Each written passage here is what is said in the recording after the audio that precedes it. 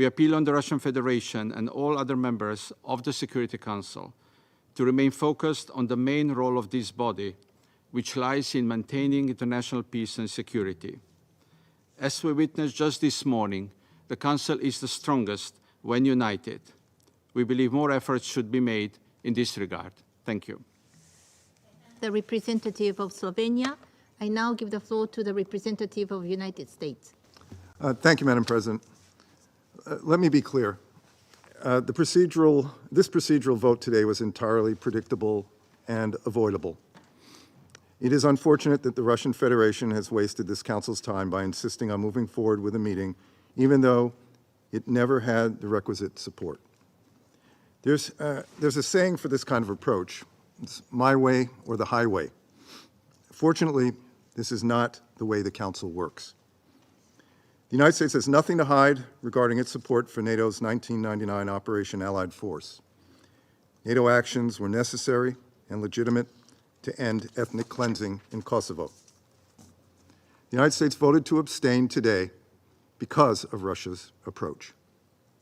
While we can support a meeting in the appropriate format that addresses the impacts of events from 1999, we cannot support a meeting that so blatantly instrumentalizes the tragic events of the last century to further a propaganda campaign. The fact that Russia raised objections to Kosovo's participation today further shows its intentions. Let's also be clear.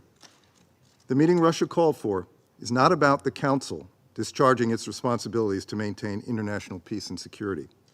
It is about the Kremlin's self-serving efforts to thwart stability throughout the Western Balkans, manipulate this Council to peddle its propaganda, and inflame regional tensions in pursuit of its destabilizing ambitions in the region. The United States will continue to support responsible discussions in this Council, as with the February 8 meeting with the President of Serbia and Prime Minister of Kosovo, and looks forward to the Council's discussion on UNMIK next month. Thank you, Madam President. I thank the representative of the United States. I take note of the request from Russian Federation to convene an open briefing at 3:30 today, but as it is a very short notice, the Presidency will, in consultation with Council members, inform the Council members accordingly. There are no more names inscribed on the list of speakers. I give the floor to the representative of the Russian Federation. It's not the first time, Madam President, that I have to express regret over the decisions and rulings you made today. We convened the meeting, and it was related to the 25th anniversary of NATO's aggression against sovereign Yugoslavia, the consequences of which continue impacting the deteriorating situation in the Balkans.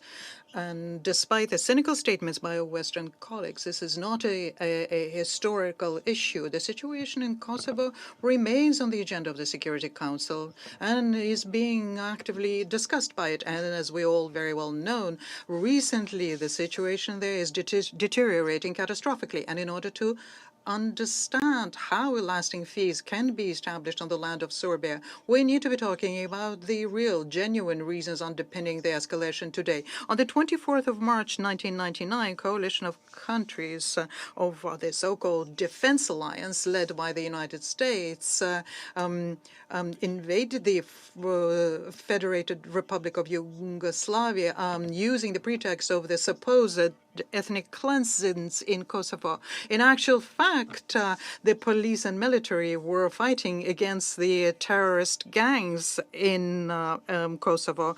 The infamous Kosovo Liberation Army, one of the leaders is in The Hague now, were mercilessly destroying the Serbian and Albanians who were disloyal to them.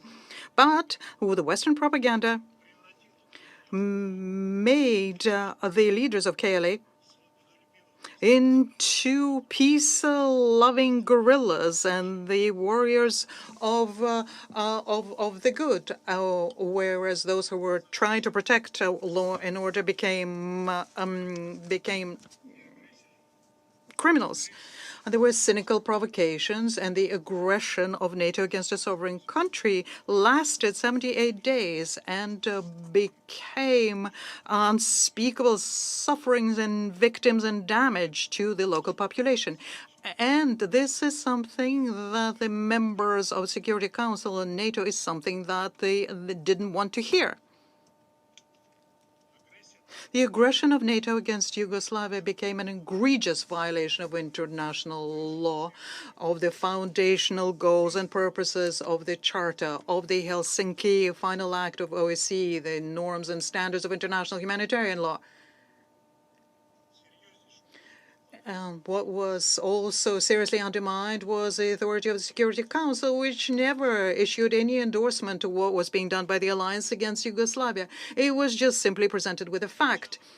Since the very beginning of the dismantling of the Federated Republic of Yugoslavia, which was staged by the United States, Germany, and other countries, and as a result of an attack against Yugoslavia, the alliance undermined the existing security architecture, which ensured that there was peace in Europe for decades and decades. And this was a typical destructive characteristic of NATO. The attack against Yugoslavia launched a series of large-scale aggression by the United States and allies against Iraq, Libya, Afghanistan, and Syria around the world. As a result, and the outcomes of these adventures are very well known.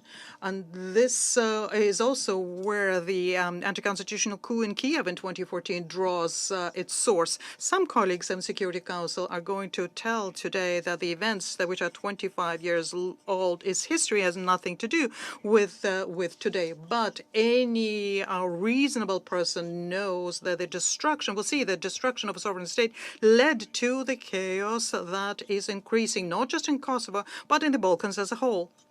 And because today the representative of France stated today, that is exactly what we were going to discuss today. You have to agree that this has to do with the deliberation of the Security Council, which passed Resolution 1244. And finally, Madam President, since the representative of France stated today that the provisional rulings of the presidency have no force, we will have to compel, since we cannot trust the written communications by the presidency, we will insist on making sure that the agenda of all Security Council meetings will be done through a preliminary vote. Thank you. I thank the representative of Russian Federation. I now give the floor to the representative of France. Merci, Madame. Thank you, Madam President. I'll be brief. On the issue of Kosovo, the colleagues around this table will recall that the 10th of February last, the president of Serbia, Mr. Vučić, had asked to be heard by this council given the situation in Kosovo. This council immediately accepted his invitation. The Kosovo party was also invited. The Security Council remained seized of the issue of Kosovo and implementation of Resolution 1244, and we continue to help the parties work towards a settlement. President Vučić is always welcome at this table. There is no objection to that. Secondly, Madam President, it had seemed to me, but perhaps I missed something, it seemed to me that we just had a procedural vote saying that we would not have a meeting. So I would very kindly invite you to adjourn this non-meeting. I thank the representative of France. There are no more names inscribed on the list of speakers. The meeting is adjourned.